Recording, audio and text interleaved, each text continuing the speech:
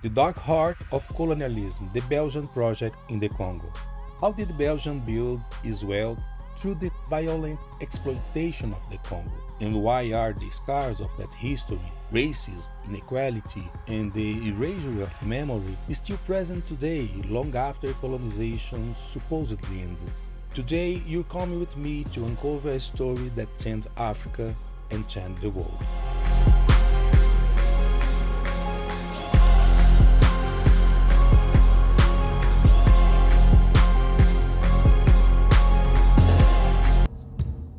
Our journey begins at the Royal Palace of Brussels. Located in the heart of Belgium's capital, the Palais Royal was not originally built as a royal residence, but as a symbol of transition from old aristocracies to the new constitutional monarchies of the 19th century. Its origins go back to the late 18th century when Archduke Charles of Lorraine, governor of the Austrian Netherlands, erected a new palace over the ruins of Coldenberg Palace, which had been destroyed by fire in 1731. With neoclassical lines and monumental symmetry, the new building reflected the aesthetics of the Enlightenment: order, reason, and progress, a new face for power. After the French Revolution and the Napoleonic Wars, Belgium passed through a series of foreign domination: Austrian, France, and then Dutch under the United Kingdom of Netherlands. The palace was modified and expanded, but it was still not the seat of a national monarchy. Only after the Belgian Revolution of 1830, which led to independence, did the Palais Royal become the political center of the new Belgian monarchy. In 1831, Leopold I, a German prince from the house of Saxe-Coburg and Gotha, accepted the crown and became the first king of the Belgians. Although he did not live in the palace, he used it for ceremonies, audiences, and diplomatic events. Throughout the 19th century, the architecture of the palace was redesigned to match the style of a young monarchy seeking its place among European powers. Its halls, staircase, and galleries were adorned with images of industrial progress, science, art, and diplomacy. It was in this setting, surrounded by marble, tapestries, and glorifying paintings, that Leopold II grew up, the son of King Leopold I and Queen Louise Marie of Orleans. Born in the royal palace, Leopold was the second son of the royal couple and was raised to embody a modern constitutional monarchy. But early on, he revealed an old ambition: to expand Belgium's power overseas and transform his small country into an imperial force. In 1865, at the age of 30, Leopold inherited the throne, becoming the second king of the Belgians, a title he would hold for 44 years, the longest reign in the history of the Belgian monarchy.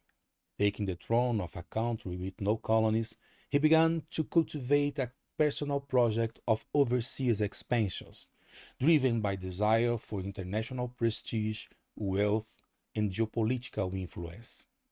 His intent is clearly expressed in a letter he wrote in 1888 to his brother Prince Philippe, Count of Flanders. He said, "The country must be strong, prosperous, and therefore must have its own colonies, beautiful and calm ones." That sentence summarized the imperial logic that guided not only Leopold II's policy, but the mindset of Europe elites at the time. True national greatness was measured by the ability to dominate others, geographically, economically, and symbolically. This ideal, which intensified during the so-called Scramble for Africa, became the engine of Leopold's personal colonial project. And it was inside this palace, in 1876, that Leopold II and influential figures from across Europe waited to define the fate of millions of African lives.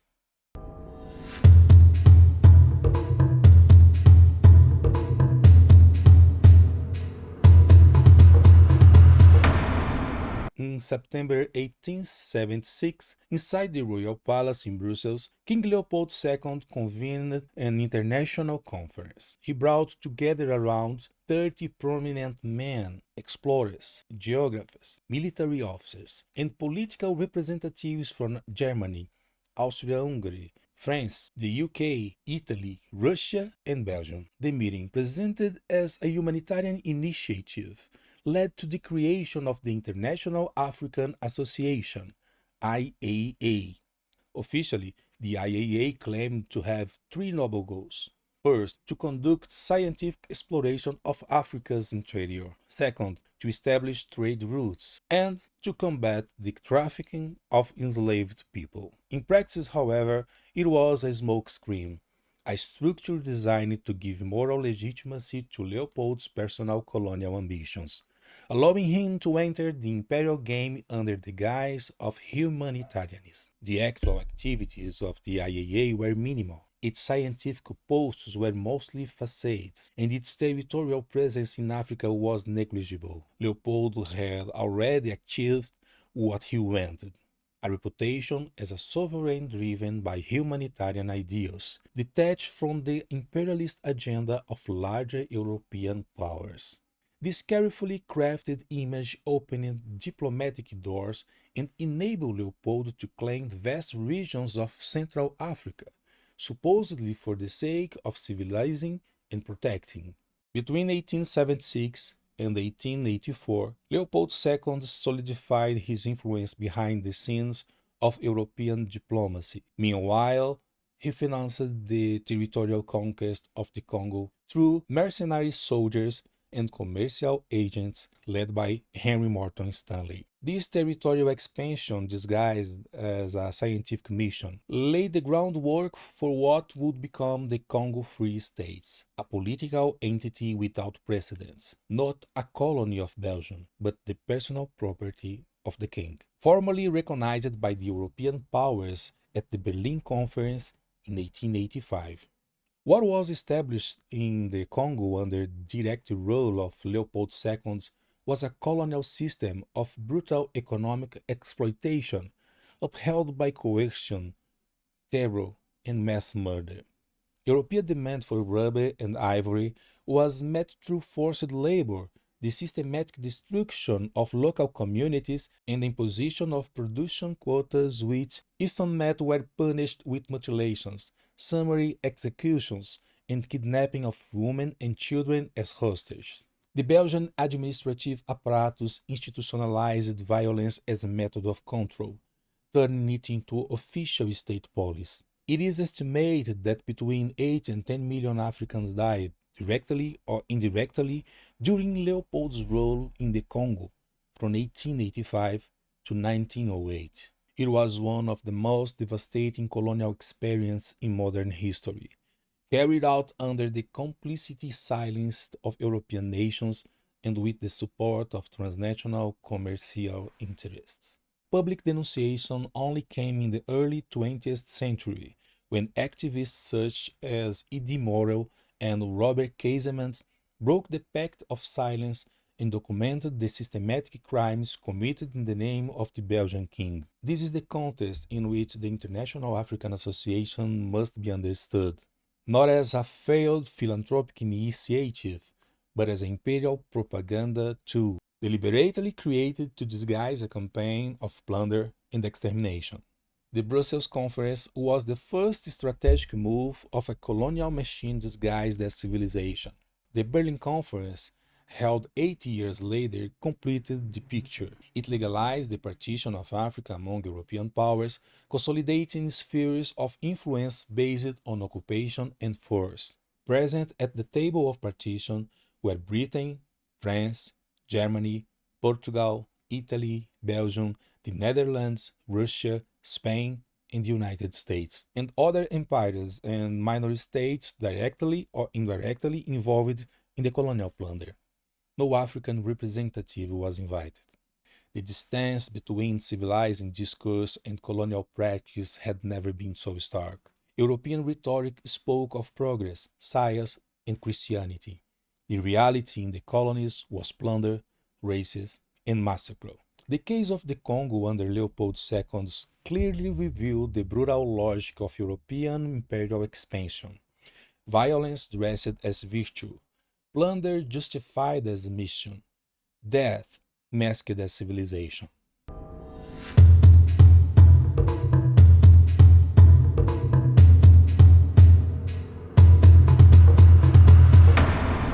In the context of 19th century European imperial expansion, the conquest of African territories required more than armies, treaties, and maps. It required moral justification for violence.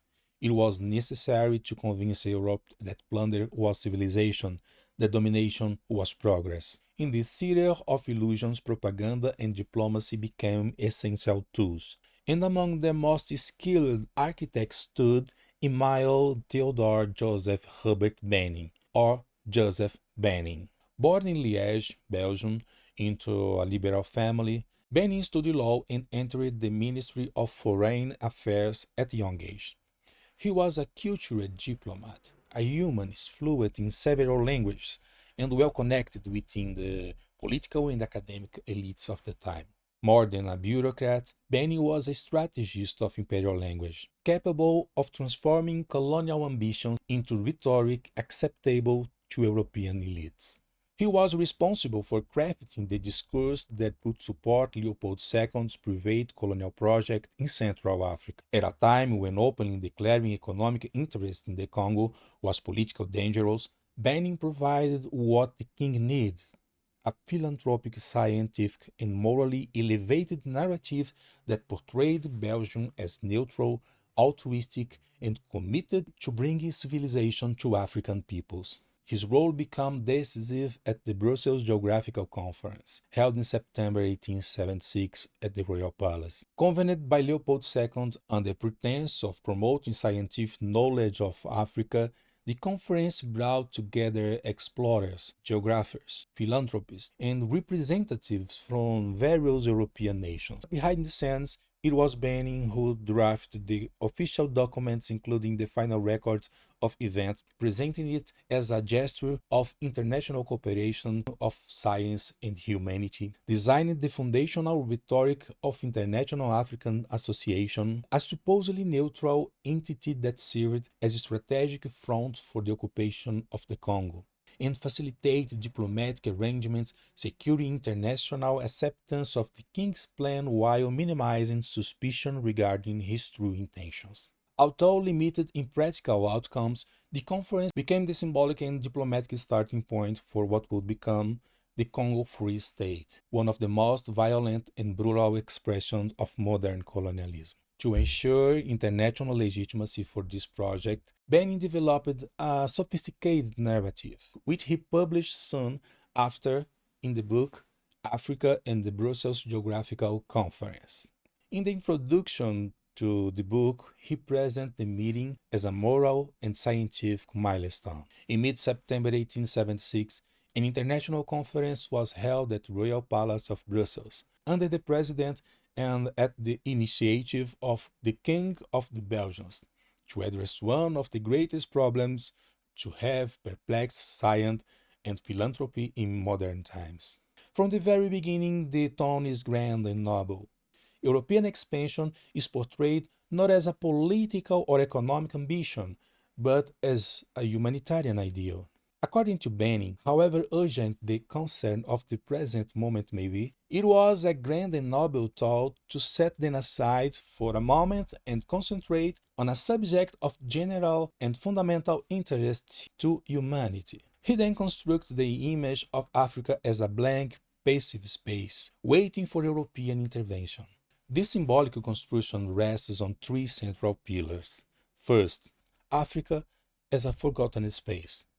Benning portrayed the African continent as a region abandoned by history, immersed in stagnation and forgotten since the days of the Roman Empire. He said, "For a long time it seemed that Africa was condemned to retreat rather than advance. Egypt, once the cradle of a brilliant civilization, appeared to have exhausted its historical mission. The populous and prosperous regions of the Mediterranean had succumbed to barbarism after the fall of Rome. The Central Plateau remained shrouded in mystery. This narrative reinforced the idea that Africa would only regain historical relevance when it was reintegrated into the European order, ignoring the reality that countless African societies remained politically, economically, and culturally active and organized. Another point, Africa as a space to be dominated. The symbolic construction of African isolation served as a justification for intervention. European expansion was described as a historical mission, inevitable and necessary. While this marvelous conquest was taking place, Africa remained sunk in its solitude, stretched out like a gigantic islet at the feet of an indifferent Europe. The metaphor of islet, a Spartan serf, reinforced the portrayal of Africa as submissive, passive, and in need of external direction and control. By directly linking science, progress, and occupation, Benin introduced the rhetoric of a supposed civilizing mission. The European nations act under a common idea to open to human efforts and to civilization a continent that for no apparent reason had been relegated to systematic abandonment. And later commenting on cartography advances. Maps such as Heinrich Kippert's revealed a continent previously obscured. A carta of the continent remained unexplored, but the scientific momentum suggested the 20th century would complete the task. Another point, European as the agents of history. Benin names and praises explorers such as Livingstone, Stanley, Verne Cameron, Gordon Pasha, figures who symbolize the European advance over Africa. In his list, he said, David Livingstone stood out as the greatest explorer of the century. His last expedition was continued by Verne Cameron, who circumnavigated Lake Tanganyika and crossed Africa from east to west. He also said the expedition of Gordon Pasha consolidated Egyptian control over Sudan and introduced steamships to the Upper Nile. This passage reveals how science was instrumentalized for political purposes. Technical and geographical advances were not neutral. They were part of the machinery of occupation, extraction, and control. The role of Emily Benning demonstrates that European imperialism was as much a project of intellectual writers, cartographers, and diplomats as of soldiers and merchants. His work was essential in legitimizing apparent neutrality and sophistication, the violent appropriation of an entire territory by European monarch, Leopold II, who in the name of civilization oversaw one of the deadliest regimes of modern times. As a writer and propagandist, Benin was one of the chief architects of a language that disguised colonial domination as humanitarian mission. His pen paved the way for barbarism. His ideas still echo today in speeches that naturalize global inequality as an inevitable inheritance, rather than what it really is, the direct result of a project of conquest disguised as redemption.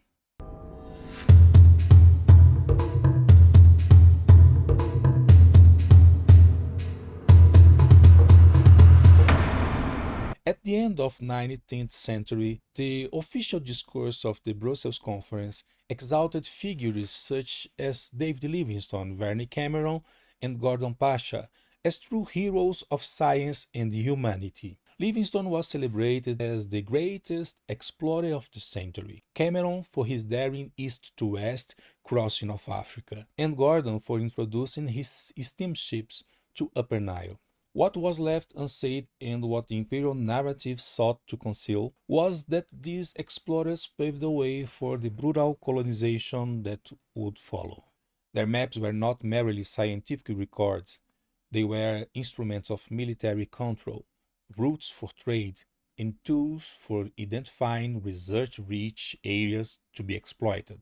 The mapping of the Congo and Nile rivers, for example, directly facilitated the extraction and transportation of rubber, ivory, and other goods under a regime of violence, coercion, and terror. In this context, Science was never neutral. It functioned as an arm of empire.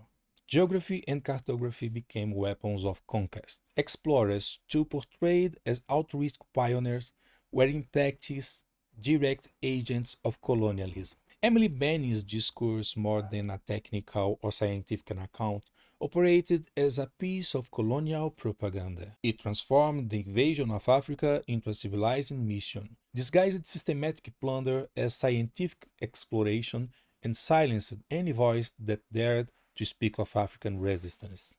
Words like civilization, philanthropy, and progress were employed to mask massacres, theft, and cultural erasure. The absence of African agency, its leaders, kingdoms, societies, and ways of life was no accident. It was a deliberate strategy to erase resistance, justify domination, and present Africa as an empty space ready to be occupied.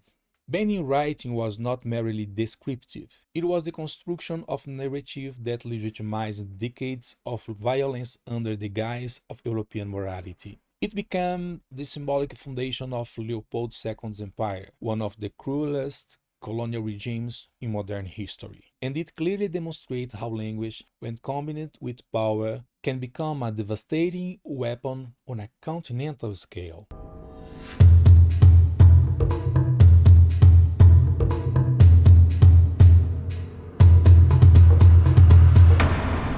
Between the Brussels Geographical Conference in 1876 and the Berlin Conference, also known as the Congo Conference, held from 1884 to 1885, the fate of the African continent was definitively shaped.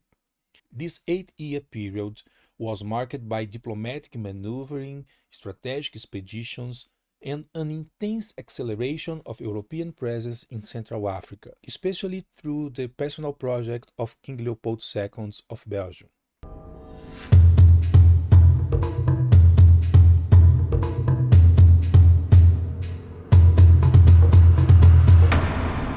Shortly after the Brussels Conference, Leopold II created and used the International African Association as a front organization presenting a philanthropic and scientific facade. In practice, it served as a political and diplomatic tool to prepare the ground for the colonization of the Congo. Although its field activities were limited, it played a key role in granting international and moral legitimacy to the Belgian King's colonial project, one that concealed economic ambitions and imperial domination.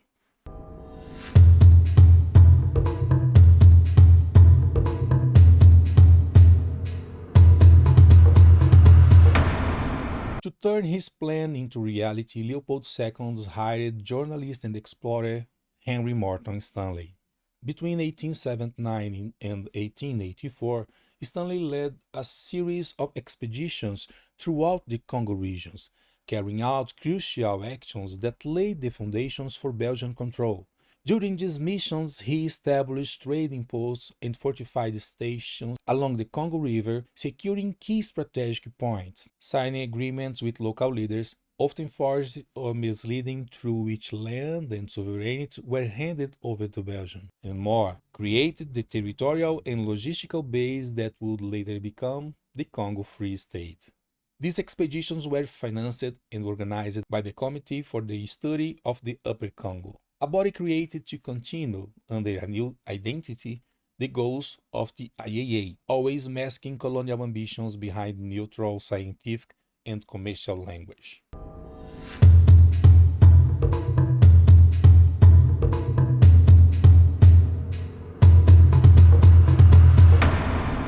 As Belgian presence in the Congo intensified, other European powers began to react to compete for control of the region. France, through explorer Pierre Savoyen de Braz, established its own presence in the Congo, founding cities such as Brazzaville. Portugal claimed the territory between Angola and Mozambique and attempted to create a territorial corridor to block Belgian expansion. Britain, suspicious of the actions of the powers, sought to protect its own commercial and strategic interests in the region.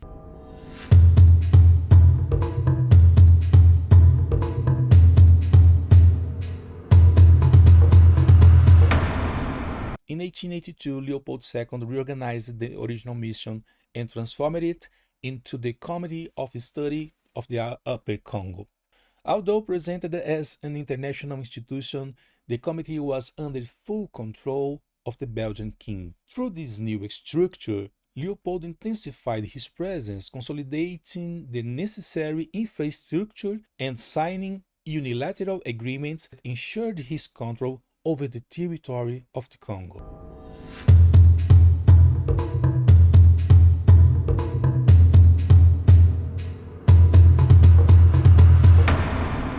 It was in this context of growing imperial competition that the Berlin Conference was convened, taking place between November 15, 1884 and February 26, 1885. Formally organized by Otto von Bismarck, Chancellor of Germany, the conference's main beneficiary was King Leopold II, who secured international recognition of his personal claim over the territory now called the Congo Free State. It is important to highlight Leopold II did not call the Conference of Berlin, but his action in Central Africa and his efforts to legitimize his territorial claim were decisive factors in prompting the European powers to gather and formalize the partition of the African continent.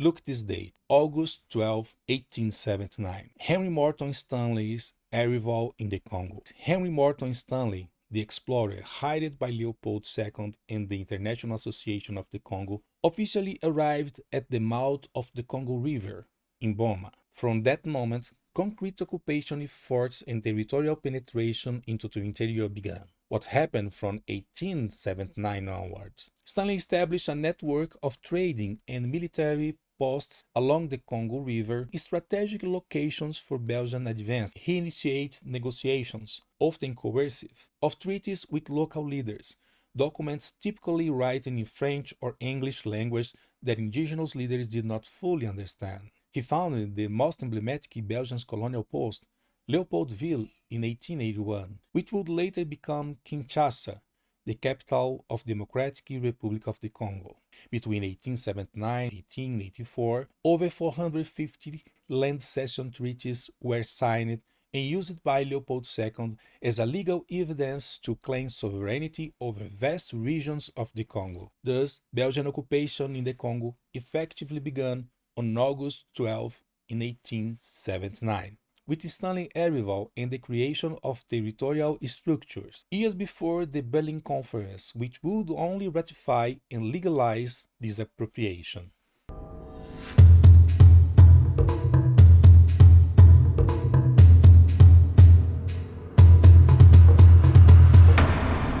Under the direct rule of Leopold II of Belgium, the Congo became one of the most violent and profitable colonial regimes in modern history. Established in 1885 during the Berlin Conference as the personal possession of the Belgian monarch, the Congo Free State had one central objective: the intensive extraction of natural resources, especially rubber and ivory, driven by soaring demand in European industrial markets. To ensure maximum productivity, a system of forced quotas was imposed on African communities, who were required to collect specific amounts of wild rubber under threat of brutal reprisals. Those who failed to meet the quotas were punished with mutilations, often the cutting off of hands, executions, kidnapping of women and children, village destruction, and public torture, practice systematically employed to instill fear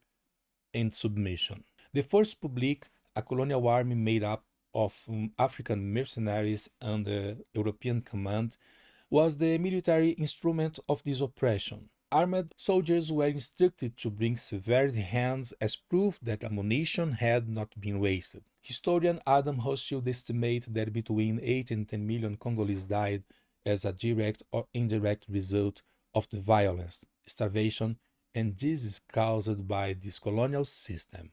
Yet the terror began to be exposed in the early 20th century by European activists, Roger Casement, British consul in the Congo, traveled extensively through the region and recorded survival testimonies in his 1904 report. I saw women whose breasts had been cut off, men with severed hands, and children scarred by beatings. The soldiers of the Force Publique act like predators. Terror is an institutionalized method. Casement further stated that what was happening in the Congo was a systematic crime, authorized and carried out by the state under direct orders from a European monarch, thus unmasking the so-called civilizing mission claimed by Leopold II. Look, his denunciations found an echo in the work of journalist and activist Eddie Morrow, who, after analyzing shipping records from the company Elder Dempsters, noticed that Congo was exporting tons of rubber and ivory while importing only weapons and ammunition. In his book Red Rubber, Morrow wrote, "This is not trade, but looting. The Congo is a human hunting ground where profit is weighted with blood. What King Leopold calls civilization is a reign of horrors." Morrow went on to found the Congo Reform Association, the first major international humanitarian campaign of 20th century, with support from figures like Mark Twain and Arthur Conan Doyle. Their pamphlets and articles exposed to the world the atrocities hidden by official Belgian propaganda, sparking global outrage. International pressure soon became unsustainable. The public scandal, intensified by evidence presented by Casement and Morrow, led the Belgian parliament to remove the Congo from Leopold II's personal control in 1908, formally incorporating it as a Belgian colony. The history of Belgian domination in the Congo stands as one of the most brutal and emblematic episodes of European colonialism in Africa. The occupation began with the personal project of King Leopold II, who, under the guise of a philanthropic mission, established the Congo Free State in 1885, a political and territorial entity internationally recognized but in practice the private property of the Belgian monarch. Over the course of 23 years, the territory was governed according to a model of maximum resource extraction and total population control. It is estimated that between 8 and 10 million Congolese died directly and indirectly as a result of the systematic violence used to ensure the production of rubber and ivory, high-value commodities in the European markets. In 1908, under intense international pressure following documented reports by Eddie Morrow and Roger Casement, the Belgian state officially took control of the colony, transforming it into the Belgian Congo. However, the transition from personal to state rule did not entail any structural change. Distractive logic, institutional racism, and the humanization of labor remained the foundations of occupation.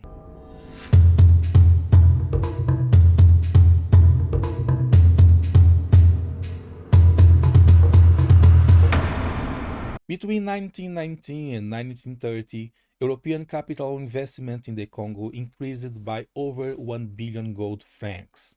Yet, this capital was not invested in public infrastructure or social welfare.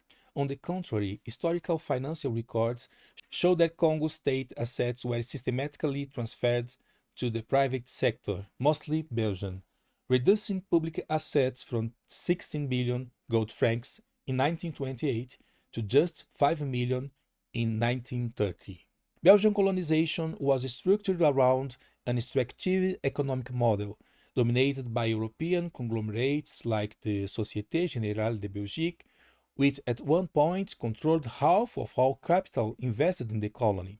This holding company directly or indirectly controlled 12 mining companies, including the Union Minière do Alto Katanga, specialized in copper and uranium, 3 railway companies used to transport minerals, 6 plantation companies, 11 commercial enterprises, 1 real estate company, and several hydroelectric plants. Another major Belgian company, Fourminier, monopolized diamond exploitation in the Kasai region.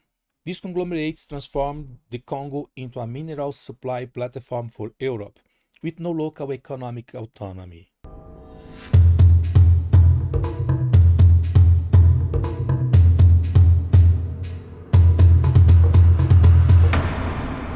capitalist model imposed on the Congo was sustained by coercive, semi-feudal labor relations.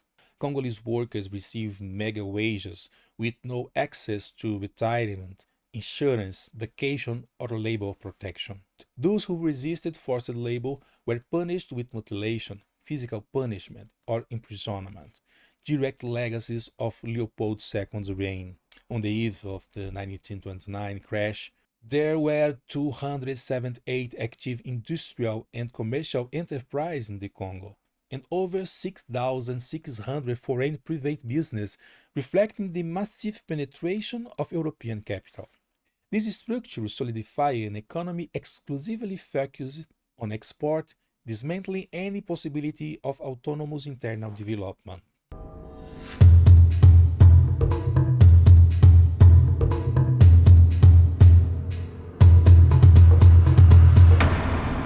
Belgian domination also contributed to the geopolitical fragmentation of Africa.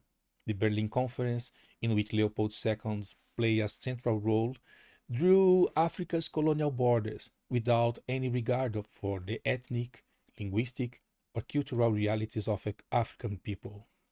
This artificial reconfiguration produced territories composed of historically rival groups, while simultaneously dividing homogeneous communities across different countries. They studied the long-run effects of the scramble of Africa, demonstrate that most civil conflicts between 1970 and 2005 occurred in areas where colonial borders had divided ethnic and traditional nations, a direct legacy of Europe's imperial partition.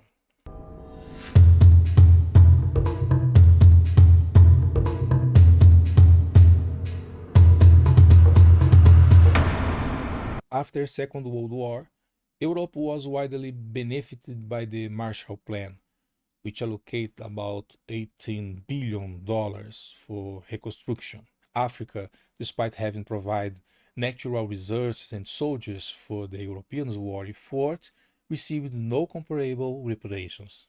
The Congo in particular was a strategic source of uranium for the Manhattan Project, which resulted in the atomic bombs dropped on Hiroshima and Nagasaki. This historical imbalance between devastation and compensation deepened Africa's economic dependence in the post-independence period, perpetuated structural inequalities inherited from the colonial era. The Belgian colonization of the Congo is not merely an isolated episode of violence and plunder. It is a structural model of domination that continued to this day in economic, geopolitical, language, cultural, and symbolic forms. The Congo remains one of the richest countries in natural resources and simultaneously one of the poorest in social indicators. The contradiction is not accident, it is the direct result of a global system founded on coloniality. It all begins in 1876 in Brussels with the European king who convenes a conference under the pretense of promoting science, philanthropy, and civilization in Africa. But what was being planned, there was no cooperation. It was the beginning of the largest organized looting projects in modern history. Leopold II turns the Congo into his private property, not a colony of state, but a personal business. And from that business came mutilations, enslaved bodies, millions of deaths, rubber and ivory shipped to Europe, and profits pocketed in the metropole. While black hands were being severed in the Congo, white hands were signing treaties, building statues, and erecting palaces. In 1908, the scandal becomes too great, and the Belgian state takes over the territory. But the logic remains. Large-scale mineral exploitation, Belgian companies controlling railroads, mines, banks, plantations, schools, and even churches. An economy not planned for the Congolese people, but against them. And when independence finally arrives in 1960, it does not come with sovereignty. It comes with no transition, no preparations, no reparations. Belgium formally leaves the Congo, but it remains present in the corporations, in the financial system, in the treaties. When Patrice Lumumba tried to break the cycle, he is assassinated, with the direct complicity of Belgian authorities and support from the United States. While Europe is rebuilt through the Marshall Plan, receiving billions of dollars to restore its cities and economies, not a single cent is allocated for Africa's reconstruction. Nothing is repaired, nothing is returned. And still today, the fruits of the rotten past continue to be harvested. Colonial borders, drawn with rulers, still feed conflicts and wars. Extracted wealth continues to fuel foreign multinational corporations. African migrants are still seen as a problem by countries that grew rich by looting the very lands those bodies come from. Look, colonialism is not just a closed chapter. It is a system that left behind structural legacies: racism, inequality, erasure, symbolic violence. Coloniality is when the empire lives but the logic stays. It is a world divided between those who produce and those who consume, those who extract and those who suffer, those who dominate and those who obey.